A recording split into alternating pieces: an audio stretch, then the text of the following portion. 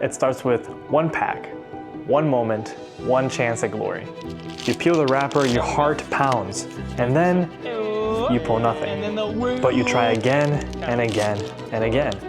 Why do we keep doing this to ourselves? What is it about ripping packs that makes it feel so addicting? If you've ever opened a Pokemon pack, you know the feeling. The crinkle of the plastic, sorting the card pack, and slowly dealing each card one by one. It's a buildup of anticipation, like holding your breath before a jump. And then you see it. The shimmer, the glint of a hollow, the border of something rare. Time slows down and your pulse spikes. You forget about the last 10 duds because this might be the one. Okay, boys, come on, come on. Oh. Oh my God! Oh my God! Suddenly, it's not just cardboard, it's a treasure, a moment, a rush of childhood dreams cramped into one euphoric moment. But that feeling, that rush, it's not just random. There's a reason our hearts race when we see that shimmer. It's not about what's in the pack, but how our brains are wired to crave it.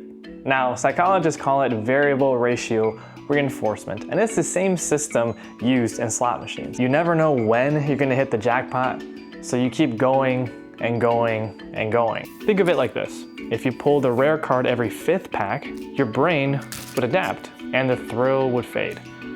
But when the reward schedule is inconsistent, sometimes the chase card comes after 2 packs, sometimes after 20. Your brain stays engaged, chasing the next surprise. It's the same mechanism that makes slot machines so addictive. The possibility of a win is always just one spin or one rip away. However, Pokemon cards are more than just a feeling. It's a moment, it's meaning, and more than anything else, it's the people.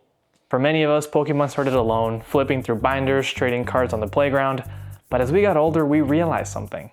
Pokemon wasn't just a solo journey. Pokemon is a culture, a connection, a community. Every time we open a pack, we're stepping back into that world. But more importantly, we're stepping into each other's worlds. There's something magical about walking into a card show. The buzz of excited conversations fills the air. Binders snap open, tables packed with collectors of all ages and experience levels. People lean over counters, eyes wide, hunting for that one card to complete their deck, or reconnect with a piece of their childhood. You hear a kid negotiating with traders that are almost twice their age, friends bursting into cheers over a rare pull, strangers bonding over a shared favorite set. These aren't just transactions, they're memories in motion. Everyone's binder tells a story, and here, those stories come to life. I remember my first Collecticon.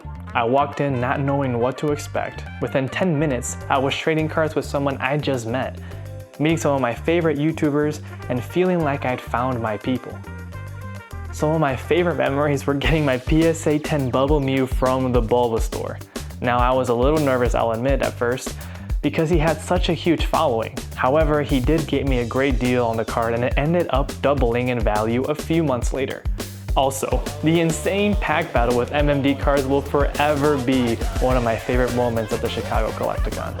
I have never been so hyped to have packed back-to-back Blastoise SIR for an insane tie on the battle. At these events, Pokemon becomes more than just a hobby.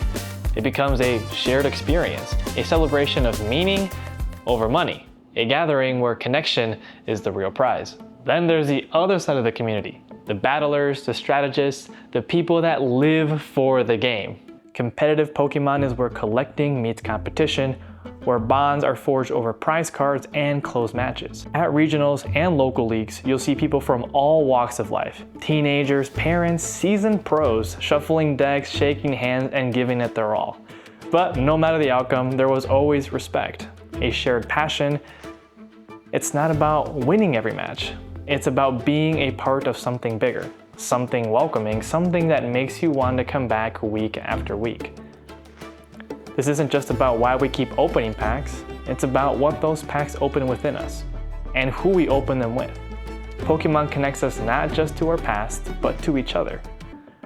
Because at the end of the day, the best part of Pokemon isn't the card, it's what it reminds us of.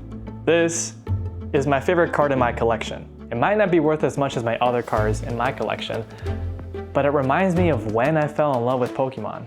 And that to me is priceless. Cheers.